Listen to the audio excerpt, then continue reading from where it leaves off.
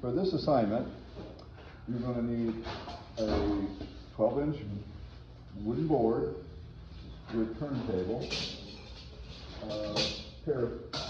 a pair of calipers. Let's see. I'm going to issue a template, an oval-shaped template, as what we call the start. And what we're going to be learning is how to build hollow from the start using the traditional coil method. What's not traditional is using a extruder to make the coils. Traditionally, the coils were made, Native Americans would make coils like this, or roll it on a table, but they didn't have tables, so that's why they did it like this. The trouble with making coils on a table is that the table is porous, sucking moisture out of the clay. Your hands are porous, sucking moisture out of the clay.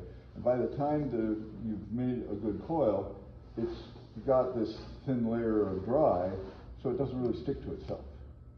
If we put nice fresh clay right out of the bag into this extruder, we're going to extrude it through this die, and this is the perfect size coil for this next adventure. So this is called an extruder. This is called an extruder die. This is called a collet. It's what holds the die in place. This is the cylinder. This is the mount. And this is the ram. So each part, it's important to know the names of each part of the extruder.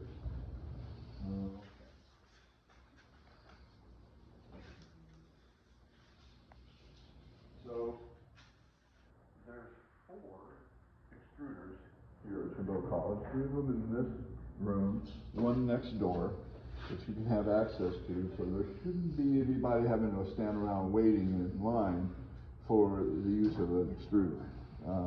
I've got enough dies for each of these, so that's going to work out pretty good. What I'm going to do now is put this looks to be about 8 pounds of clay. If you're sometimes I've seen people make this shape down here like this on the floor. Make sure you're doing it on the clean part of the floor, so you can get your upper body weight forced down on this. When you just kind of roll it until it looks like a giant burrito. Big 8-pound burrito-shaped piece of clay. The sleeves down in here, like that. Another thing that I discovered last semester, if you're really short, if you're a short person, the extruder next door is actually about a foot lower, and that room is available for us if this extruder turns out to be too hard to use. So this is called a clove hitch. You're going to slide the clove hitch over the mount and crank the ram down. Notice, important safety notice that my head is not under the extruder as I'm going down, right? That would be that. So make sure that you're always like this. If it's really hard to do, it might be that the clay you're using is too hard. If it's really soft clay, you just go like dog knives on the floor. So this clay from the factory is perfect for this process.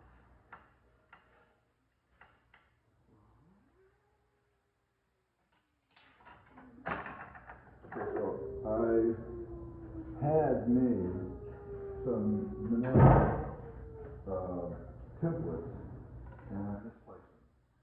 So you're going to treat, by the time you're doing this, I will have provided that. And what the template does is it just makes the right size shape for the start. So clay clay likes to be cylinders, cones, and domes. And this process is, we're going to make dome 1 on the first day, let it get stiff enough to flip over to do dome 2 the next day. And so we may or may not, you may or may not get to this today, but you probably will. So I'm going to start by applying, let's see, I'm going to start the first coil. Did you see how I pushed down so that this could be joined like that? And it's almost like, so it has the same thickness? That's an important thing to do first. Let's see, the caliper, it's handy, it's important to have a caliper handy so that this helps you control the shape as you build by measuring. So it looks to be almost 12 inches. Yeah, it is 12 inches wide. That is widest point. The start of your project will be 12 inches wide and 12 inches tall. Maybe not. No, I think this will be. It's going to be more of a challenge, but I think it's going to be a worthwhile challenge. Let's just say at least 12 inches tall or more. Okay? And we're making a dome. A dome with an oval dome. Right? There's more than one kind of dome. So not spherical. A not spherical dome. An oblong dome. Right. Okay. So the first thing I'm going to want is what's called a shrink ring.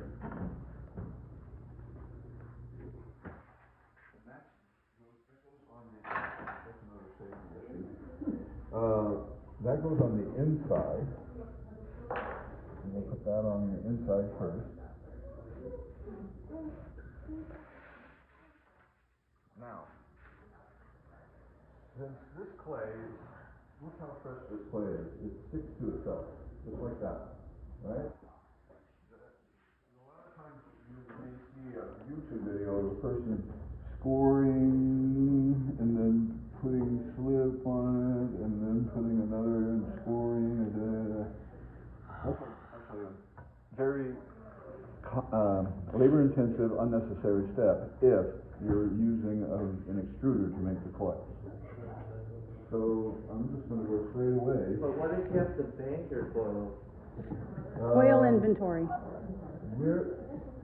It's likely that you guys will have to do coil inventory, but your job is to, if you do that, you need to make sure you cover the plastic. Or just, better yet, just work efficiently enough that you use all of it in the same day. Yeah. Okay, so what I'm doing is I'm pulling the clay from the outside into the shrink ring on the inside, like this. It's not like I'm pinching, it's like I'm tugging the clay. Now I'm going to flip it over and do it again. This time I'm going to be dragging the clay from the inside out to the outside coil. And just that simple act will be enough to join your shrink ring to your first course. What is the purpose of the shrink ring?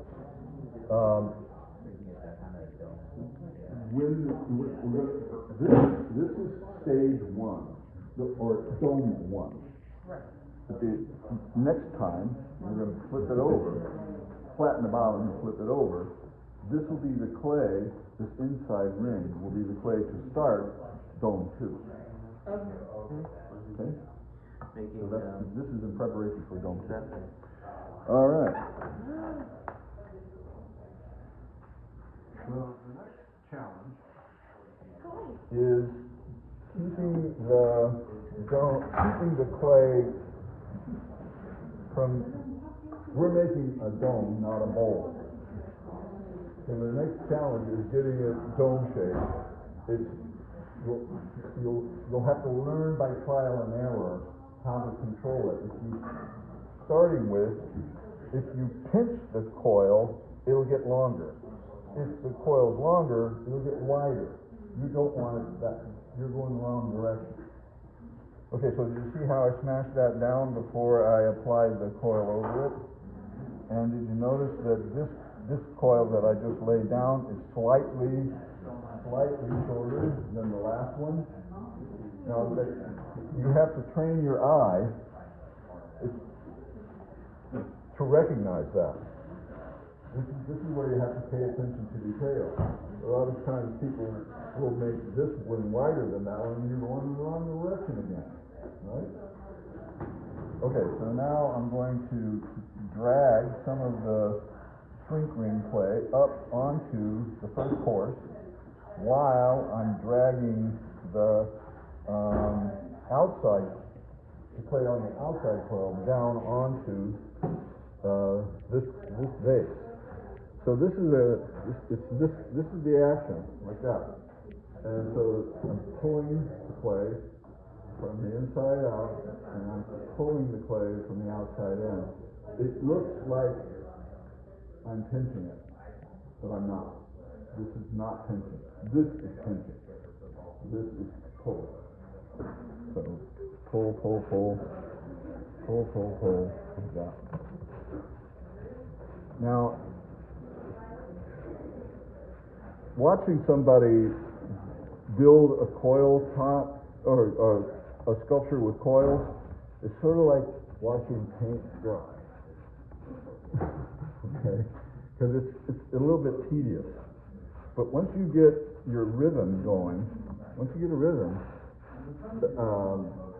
it's like knitting. You know, once you figure out how to do the action, it becomes in your muscle memory. It becomes second nature. But that takes practice for it to be second nature. Okay, so I'm gonna repeat. I'm going to repeat what I said earlier. There's two important ways of keeping this a dome shape. One is each coil course, each coil.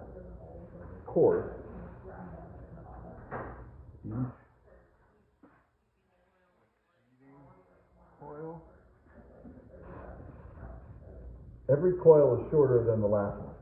There we go. I got it. Finally got it. Okay, so here we go. Now, oftentimes I'll see people do one at a time. They'll go all the way around. They'll push on the outside, then they'll pull on the inside, and that's okay. It just takes twice as long. Okay. This is just the most efficient way, because you're pulling and pushing in equal and opposite force on one another. And you'll want to be sure you're thorough about it, because otherwise you might find a gap, or might want to crack where that's going to be. Ooh! Trying to get a view. That's a good idea. Okay, once again, this coil is significantly shorter than the last one. All right? Okay, here we go. Let's see, I had one person this is a physically demanding way of making sculpture. Okay, just a warning. Why don't you sit down? And This is not a sitting exercise. the reason why, what he's asking has to do with body mechanics. This looks like it would be really tedious, and it would be, it'd probably be nice if I could just sit down and do this. But the problem is, you need your working range for this to be effective needs to be between your sternum and your navel, like that, so that your arms can go down in there naturally. If you try to sit down to do this, what's going to happen is that now your wrists are all bent and your elbows are above your armpits, and it feels awkward because it is awkward. Okay, this is just a very awkward way to work. Yeah, that's all I have to say about that. And that'll become more and more dramatic the taller this gets. Also, Right? Okay, so how many courses have I done so far? You've done 4 so far. Is this the 4th one? I think that's number 5. Oh, I think this is probably, yeah, I think you're right. Oops, that one came up short. I'll just use one of these leftovers. Right. Okay, so the next tool that you'll need to have in your hand is your serrated metal rib. Can I borrow a serrated metal rib? Anyone? What does that look like? Arnold. A serrated metal rib looks like a flexible aluminum It looks like a serrated metal rib. piece of sheet metal the shape of a kidney. Okay? The serrations are really effective in unifying the wall thicknesses on the inside and the outside. I'm going to start on the inside with a curve like this, and I'm going to rake the serrations against my hand like this. My hand on the outside is supporting this action of scraping it looks like I'm scraping the clay away, but in fact, I'm knocking down the high parts and dragging them into the low parts. This is a way of getting a unified wall thickness, and it also finishes the job of joining the coils. So notice how important the turntable is to this, right? You're working without a turntable. You have to stop, turn, stop, turn. Yeah, it's just, there's no way to get a real rhythm going without your turntable. So make sure if you haven't gotten a turntable yet, that's your homework for this assignment. Oh, by the way, this is probably going to take 25 pounds of clay to complete. So if you've used up your clay on the mask assignment, you'll need to get another bag of clay for this next assignment. Okay, so now I've gone all the way around on the inside. Now I'm going to, again, support from the inside out, and I'm going to pull the tool at a diagonal. Notice how, as I rake this serrated surface, see these little dimples? The serrated edges reveal where there's a unequal wall thickness. So I just keep doing this action until that detail goes away. And in this way, we can do 2 things at once. We can start the contour of a dome and build with a uniform wall thickness. If you're going to be altering this form in any way with your paddle, you're going to want the wall thicknesses to be the same, because then they'll respond the same as you make modifications and design refinements. Now later, when we all have a large vessel form, like you saw in Elaine's slide, in this process, we're going to apply a 2-dimensional design on a 3-dimensional surface using 2 techniques: carving and sgraffito. So the carving part is for what we call mashima, and sgraffito is the opposite of that. And so we're going to use a darker clay on the lighter clay to create contrast. So ultimately, the design that you apply to this project will be have these three ingredients: actual dimension, contrast, and visual rhythm. The designs don't have to tell a story. In the form of resemblance, they can be abstract or elemental. As a matter of fact, I'm suggesting that they be abstract and elemental so that you're not burdened by having to do something narrative. Okay. So this is the part where you ask me questions about this that I haven't,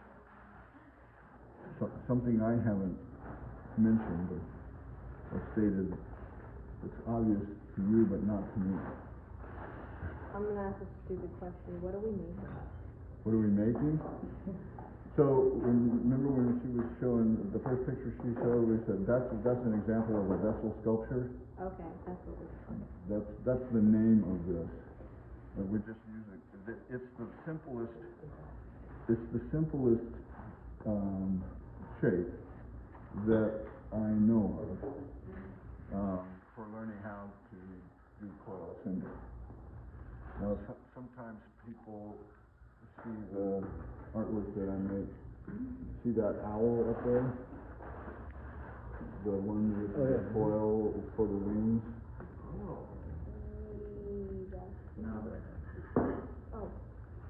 Eddie, would you do the Vanna White thing?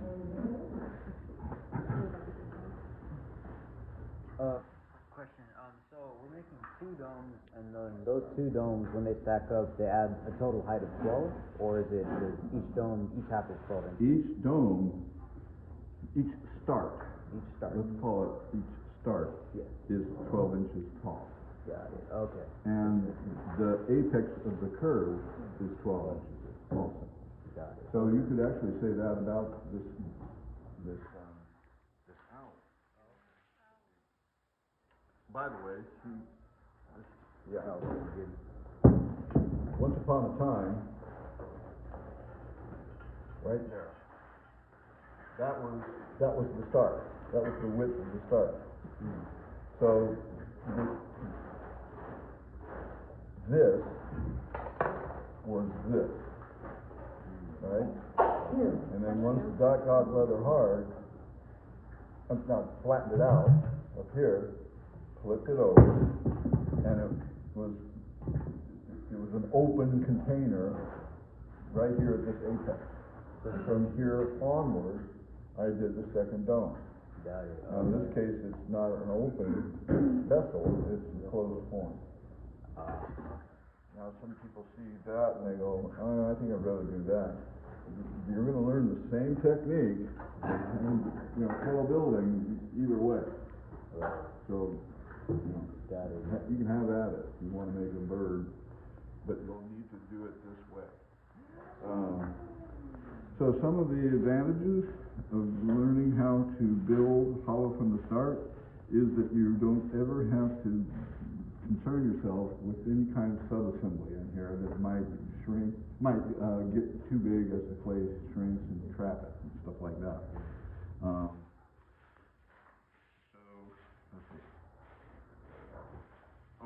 The clay's strength is in its shape.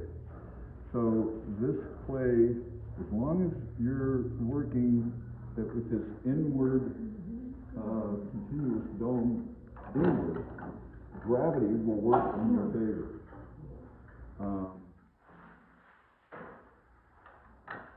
Okay, so I'm fresh out. I just used up all of my clay. So I'm going to show now how to get the ram out. The first problem or the first challenge that a beginner is going to encounter is the flow hitch often likes to get jammed on the mount. So if that happens to you, if you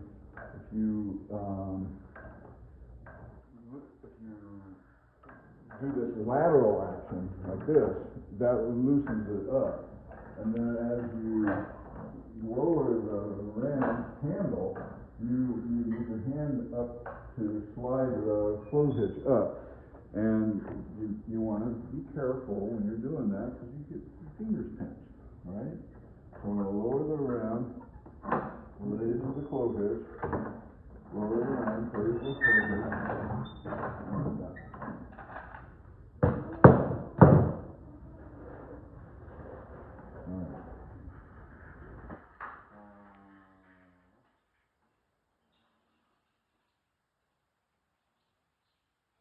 Is that really gonna be 12 inches by the time you bring that to the top? Right now, it looks like that doesn't look likely, does it? It doesn't. As I work, as this thing gets taller, each time, here.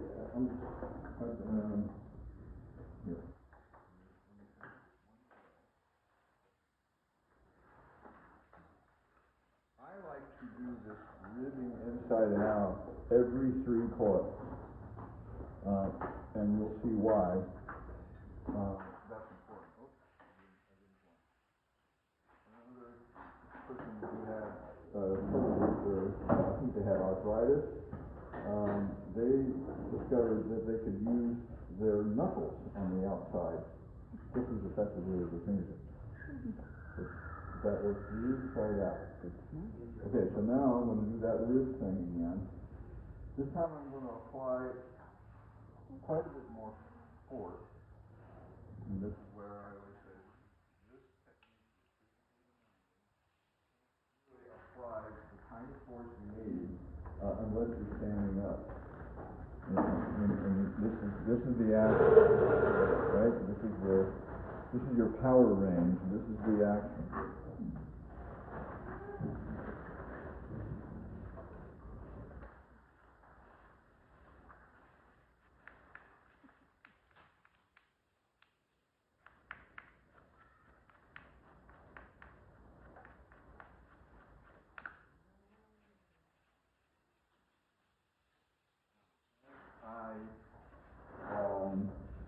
Force out from the inside of my hand against my rib on the outside. I have, the best way to describe it is I've inflated it. It's got a fullness. But this is still narrower than that. That's the important thing. People sometimes see me do that and then they just force too hard and this ends up being wider than this. And now that's not a dome. You're on the way to a bowl. You're not making bowls, you're making domes. So now can you visualize, if you visualize this contour and just follow it to its logical conclusion, you can see how it's going to be about, a dome about that high. Okay, so I'm going to stop talking. And I'm going to continue working on this until it's the right size so that you have a visual sample of what yours should look like. And before I leave today, I'm going to park it over here in the works in progress part of the room with the plastic tent. I'll show people how to create a plastic tent for the project. So that you'll have it, it'll be closer to firm enough to flip over on the project. I have ways of, I'll teach you ways of extending the time and compressing the time that it takes to get it stiff enough to work on the next step.